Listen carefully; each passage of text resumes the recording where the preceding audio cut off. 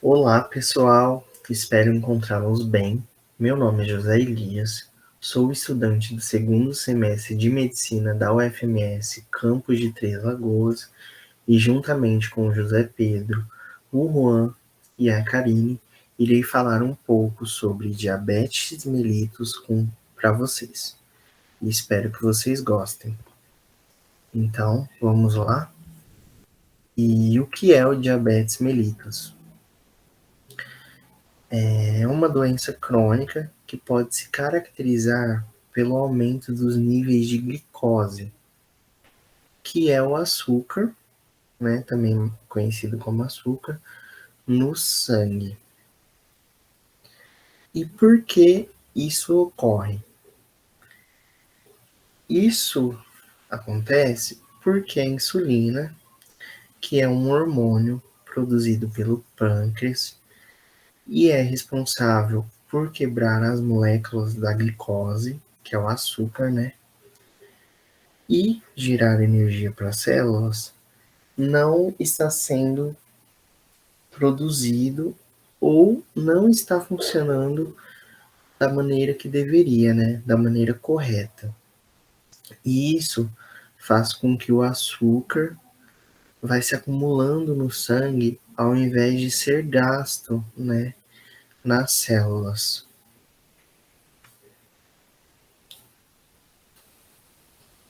E quais são os tipos de diabetes? Existem três tipos principais de diabetes, que são os que eu vou falar para vocês hoje. O tipo 1, né? Geralmente ele surge desde o nascimento e por isso ocorre mais na infância ou na adolescência. O pâncreas, que é o órgão responsável por produzir a insulina, ele produz pouca ou nenhuma insulina. Então, se o pâncreas não produz a insulina, vai acontecer o acúmulo, né, de açúcar, de glicose no sangue. Temos também o tipo 2, que é o tipo mais comum. E ele é o mais importante, né, que é o que precisa de mais atenção nessa faixa etária de vocês, que é a melhor idade, né? E ele é o tipo mais comum e geralmente ele ocorre depois dos 40 anos de idade. E por que que ele ocorre? Ocorre por causa da resistência, né? De uma resistência à insulina. E geralmente essa resistência vai ocorrer devido aos hábitos alimentares, como por exemplo o exagero no açúcar, né? Quem gosta de comer muito doce, por exemplo, tem maior risco, né, de ter essa resistência, porque isso vai reduzir a ação da insulina e também vai acabar acumulando a glicose, né, o açúcar no sangue. Também existe a diabetes gestacional, como o próprio nome diz, né, ocorre apenas durante a gestação, a gravidez, e tem relação com outros hormônios produzidos durante essa etapa. E o que, que vai acontecer? Esses hormônios podem bloquear a ação da insulina, e isso também vai causar um acúmulo, né, de glicose, né, de açúcar no sangue. E o que eu queria falar era isso. Passo a minha palavra para o próximo colega para complementar o assunto para vocês. Muito obrigado pela atenção. Olá, pessoal. Eu me chamo José Pedro, sou acadêmico de medicina da UFMS, Campus Três Lagoas. Estou aqui agora para dar seguimento a essa nossa palestra sobre o diabetes.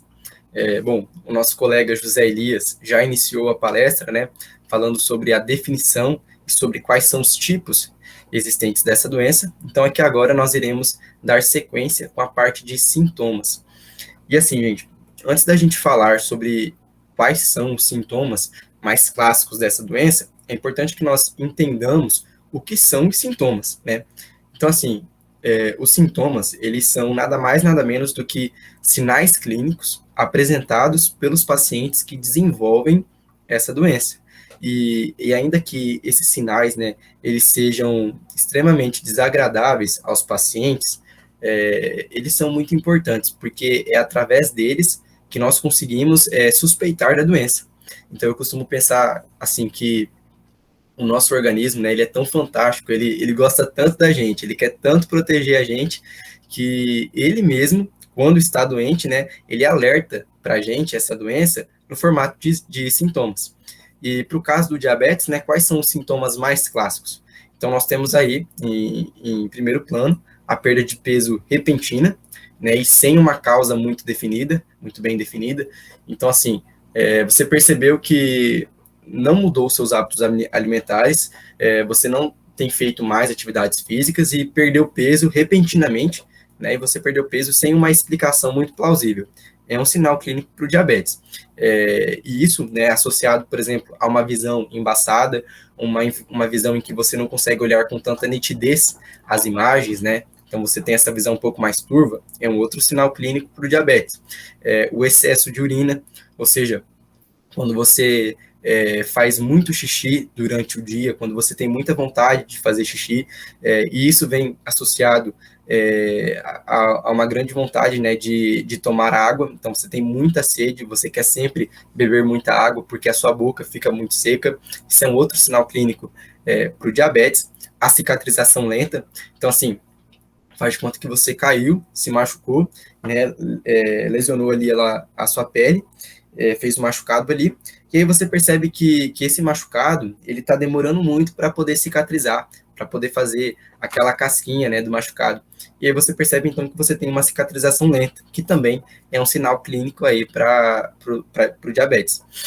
E por último, mas não menos importante, nós temos a fadiga.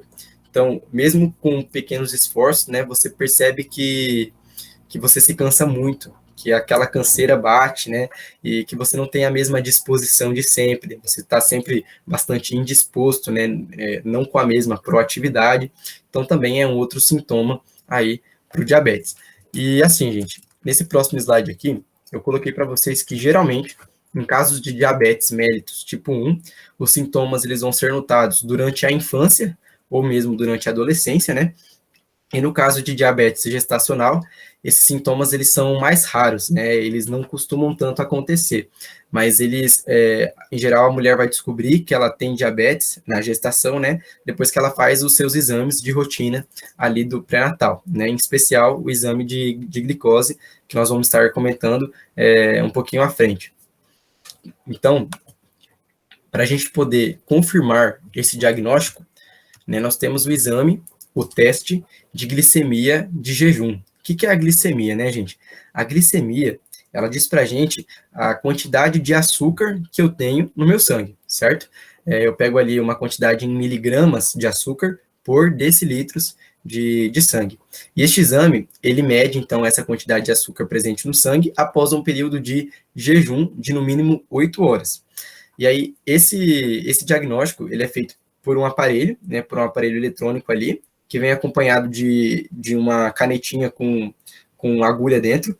Então, quando você vai fazer esse exame, você fura o dedo, nada muito profundo, tá? Bem superficialmente, só até sair sangue mesmo. Então, saiu sangue, aí você já pega a fitinha ali, colhe aquele sangue, coloca no seu aparelho e esse aparelho vai medir a sua glicemia, a sua quantidade de açúcar presente no sangue.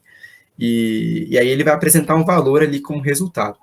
Se esse resultado for um número, né, até 99, é porque você é uma pessoa saudável, você não tem diabetes, certo? Seu nível glicêmico está normal. Agora, se esse número estiver entre 100 e 125, é porque você está num quadro de pré-diabetes. O que é a pré-diabetes? A pré-diabetes, gente, não é a doença propriamente dita. O próprio nome já diz, né? Pré-diabetes, é o antes da diabetes.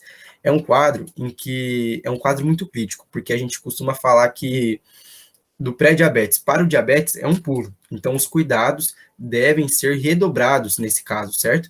Então, o paciente ele tem sim tanto a possibilidade de não ser diabético quanto a possibilidade de ser. E esse pré-diabetes, né, essa fase pré-diabética, é uma fase em que o fator de risco ele aumenta muito. Portanto, os cuidados devem ser sim muito mais intensificados. E se esse número for superior a 126, né, então, se for igual a 126 ou superior a 126, você já é considerado um indivíduo diabético. E eu posso dizer isso com propriedade, gente, porque eu sou diabético, eu tenho diabetes tipo 1, e vou contar aqui agora um pouquinho da minha experiência, né, de como foi descobrir isso, de como eu descobri. Então, assim, eu fui diagnosticado aos 13 anos de idade, eu estava viajando com os meus pais, quando eles perceberam, então, que eu tinha muita vontade de fazer xixi, eu pedia muito para parar, né, a viagem, para poder fazer xixi, e logo em seguida eu já bebia muita água, e tinha muita vontade de beber água, e a minha boca sempre estava muito seca. E aí eles acharam estranho aquilo lá. E eles suspeitaram, mais ainda porque eu tenho uma irmã que hoje, né, tem 29 anos, e que aos 13 anos também foi diagnosticada com diabetes, com esses mesmos inícios de sintomas, sabe? Com boca seca, com vontade de ir ao banheiro várias vezes ao dia, e com muita sede também. E aí, quando eu cheguei de viagem com eles, eu peguei o aparelho da minha irmã, porque ela já usava, né, ela já tinha doença, e medi a minha glicemia, e o número que apareceu para mim foi 364. Aí eu falo para você, né? Se o normal é até 99 e o meu estava em 364, é porque estava muito acima, certo? E aí, então, a partir daí, eu já iniciei o tratamento com endocrinologista e hoje eu sou dependente de insulina, né? Eu preciso tomar aquela insulina injetável, mas isso porque eu sou diabético tipo 1. O diabetes tipo 2, o tratamento dele ele é feito principalmente com mudanças na alimentação. E aí, gente, eu digo para vocês, hoje em dia é possível sim ser diabético e ter qualidade de vida, né? Ter uma vida prolongada. Isso só vai depender de você. Vai depender do quanto você está disposto em mudar a sua alimentação, em mudar os seus hábitos, né? De fazer atividade física, de parar de comer doce, nem tanto parar, né?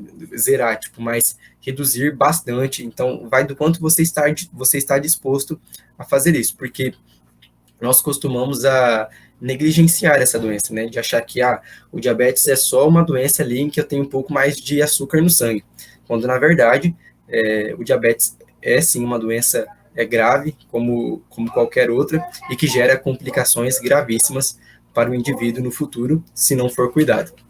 Olá, meu nome é Juan e atualmente sou acadêmico do curso de Medicina pela Universidade Federal de Três Lagoas. É um prazer imenso poder estar dando continuidade ao nosso bate-papo aqui sobre a diabetes, né?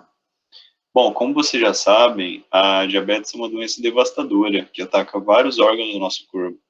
Mas agora a gente precisa falar um pouquinho sobre as principais complicações dessa doença. Eu preciso dizer para vocês que a diabetes pode sim, caso não tratada, ser mortal.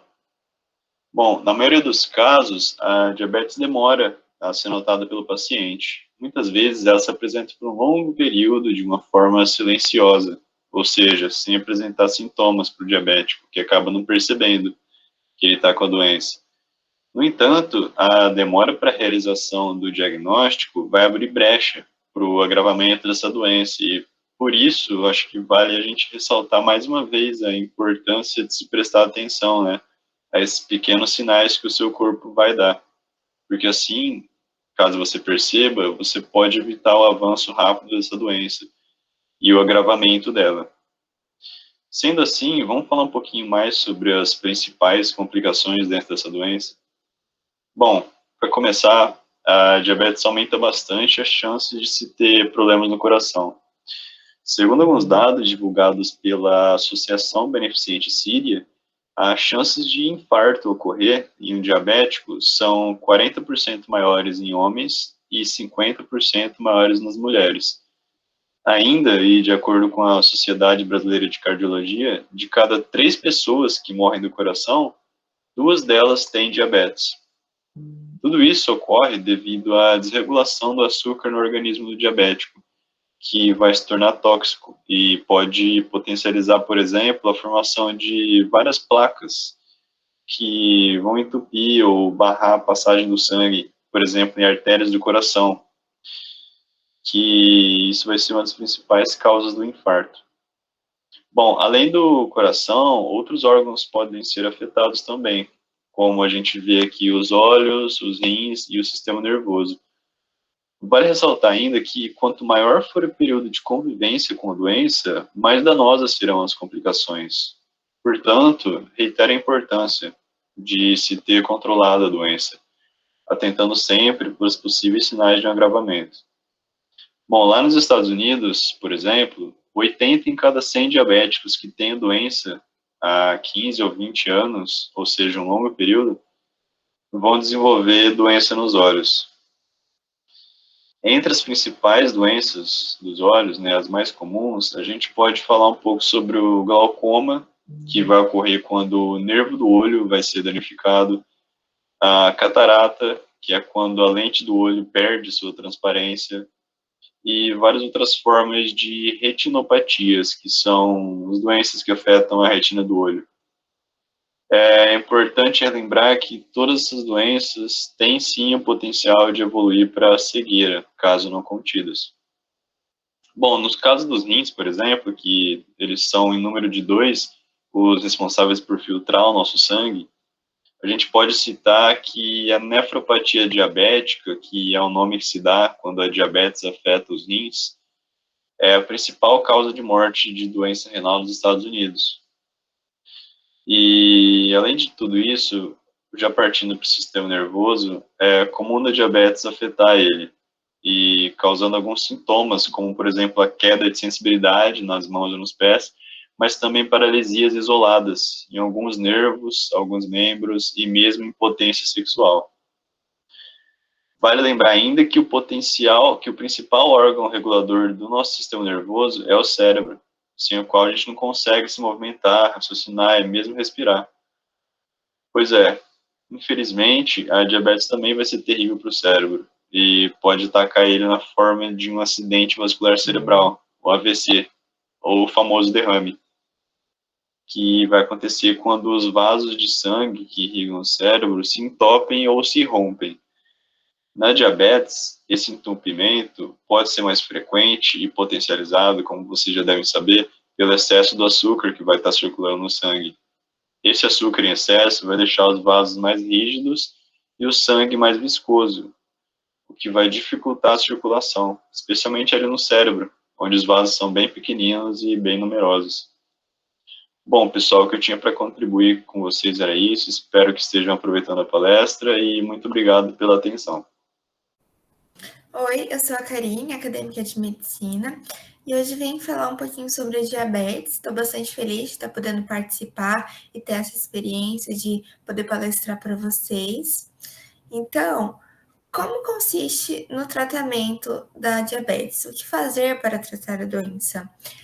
Em primeiro lugar, eu acho importante falar para vocês que o comprometimento do paciente é muito importante, porque ele vai ter que mudar um pouco o estilo de vida, adotar alguns hábitos. Então, é muito importante que ele esteja comprometido a fazer isso, porque depende muito do que ele vai fazer no seu dia a dia, né? Se ele realmente está apto a buscar ser saudável, buscar controlar essa doença, a diabetes.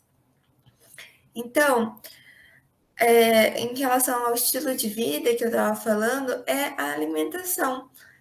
Por exemplo, quando a gente fala de diabetes, tem a questão ali do açúcar no nosso sangue. Então, a gente tem que reduzir a quantidade de doces, de açúcares, porque eles vão interferir na nossa glicemia, né? Que é a quantidade de glicose no nosso sangue. Também, outra assim, fonte de glicose são os carboidratos. Então, é importante que a gente não exagere na quantidade deles. É claro que tem que ter na nossa alimentação, mas não pode exagerar. Também é importante a gente reduzir a quantidade de alimentos gordurosos, porque muitas vezes na diabetes tipo 2, ela já está associada com algum outro tipo de problema, como, por exemplo, a obesidade. Então, manter um peso adequado, se alimentar de forma saudável, com um pouco a ingestão de açúcar e a quantidade correta de carboidratos, poucos alimentos gordurosos, comer bastante de vegetais, enfim, ter essa alimentação boa, né, para o nosso organismo. Não só isso, mas também é muito importante a prática de exercícios físicos. Então, fazer aquela caminhadinha de meia hora por dia, por 5 vezes na semana, manter-se ativo, né? É bastante importante para que a gente consiga controlar essa diabetes, certo? Além disso, manter-se hidratado, tomar bastante água e medir a glicemia. Existe um aparelhinho que ele vai conseguir medir isso para você. Então, esse aparelho vai lá te falar se está dentro do limite ou não, o nível de glicose no sangue. E é interessante prestar atenção nesse resultado, porque quando for no médico, poder falar para ele como estava nesses últimos dias, para o médico saber se está sendo controlada ou não essa diabetes. Além disso, no caso da diabetes tipo 2, na maioria das vezes o paciente acaba tendo que tomar algum medicamento. Esse medicamento vai ser prescrito de acordo com o seu caso pelo médico, certo? E ele é oferecido pelo SUS de forma gratuita. Então, o que a gente pode perceber é que o tratamento dessa doença é bastante acessível, já que envolve ali uma mudança de estilo de vida e uso de alguns medicamentos, em alguns casos, que é de forma gratuita, certo? Agora, em relação ao diabetes tipo 2 para o diabetes tipo 1, é porque nesse tipo 1 é preciso o uso de insulina injetável, então é um pouquinho diferente, mas como vocês podem ver, o tratamento é bastante acessível, basta o comprometimento do paciente, como eu tinha dito. Aqui eu vou enfatizar um pouquinho para vocês da importância de procurar um médico para que ele faça o acompanhamento, independente de qual tipo de diabetes que vocês podem ter, certo? Então, o médico é essencial, porque ele vai poder te conhecer como é o diabetes, ver como tá ela, se está sendo controlada ou não, e te orientar da melhor maneira, para que não ocorra nenhum tipo de complicação, que como vocês viram, tem várias complicações que a diabetes pode ter, então ela não pode ser negligenciada. É importante ser saudável, procurar fazer o tratamento adequado, né? E cuidar, porque é muito importante, né? A saúde no nosso dia a dia. Então, é uma mudança de estilo de vida que vale muito a pena ser feita. Então, nossa palestra sobre diabetes foi essa, que eu e os meus colegas fizemos. Estamos muito felizes de poder estar participando, trazer um pouquinho de conhecimento sobre a diabetes. Espero que nós tenhamos tirado todas as dúvidas, mas é claro que, caso surja alguma, vocês podem enviar para a gente, pode ser por meio do e-mail de saúde e envelhecimento, que é o saúde.envelhecimento.ufms@gmail.com, ou pelo e-mail da UME, que é ufmscptl@gmail.com. Vocês também podem colocar suas dúvidas nos comentários do YouTube ou ainda pelo WhatsApp. Então, mais uma vez, obrigada pela oportunidade e até a próxima.